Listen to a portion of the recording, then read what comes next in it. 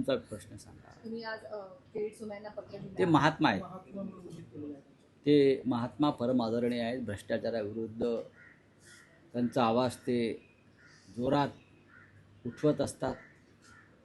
ज्यांनी भ्रष्टाचार केला त्यांच्या दारात जाऊन आंदोलन करतात, कोणाला काही बोलतात. भ्रष्टाचाराने ते अजिबात सोडत नाहीत. त्यांच्या अंगामध्ये भ्रष्टाचार विरोधी किडा वळवळत असतो कायम. तर त्यांना त्यांच्या नजरेतून एक विषय सुटलेला आहे.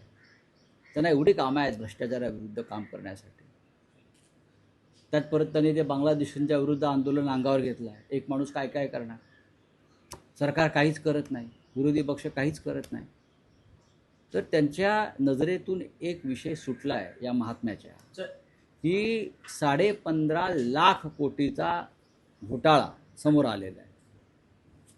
एक राजेश मेहता आणि काही राजेश एक्सपोर्ट्स, मेहता एक्सपोर्ट्स नावाची जी कंपनी आहे, 15.5 लाखाचा महसूल घोटाळा आहे. आणि त्या घोटाळ्यामुळे त्या कंपनीमध्ये LICनं भागीदारी घेतली आहे 10%.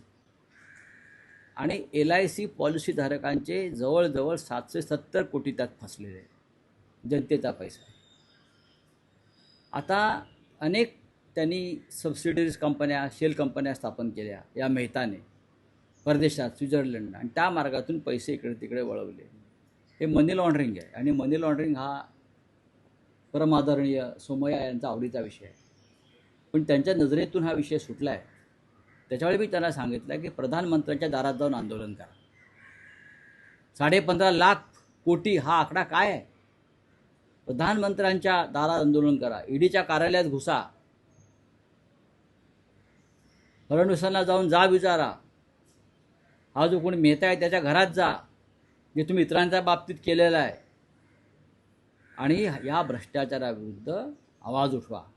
का तुम्ही आतापर्यंत तोंड शिवून बसलाय. तो मेहता आहे म्हणून. तिथे कोणी भोसले, पाटील, कुलकर्णी, म्हात्रे असे कोणी असते तर एवढ्याला हा माणूस चड्डी काढून नाचला असता रस्त्यावर. माझं पूर्ण व्हायचं नाचला असता ना. हा मेहता आहे म्हणून तुम्ही त्याच्याविषयी बोलत नाही का. काय तुमचे संबंध आहेत, तुमची त्यात पार्टनरशिप आहे का. या देशाचे 15.5 लाख कोटी रुपये, या देशातल्या विमाधारकांचे 770 कोटी रुपये,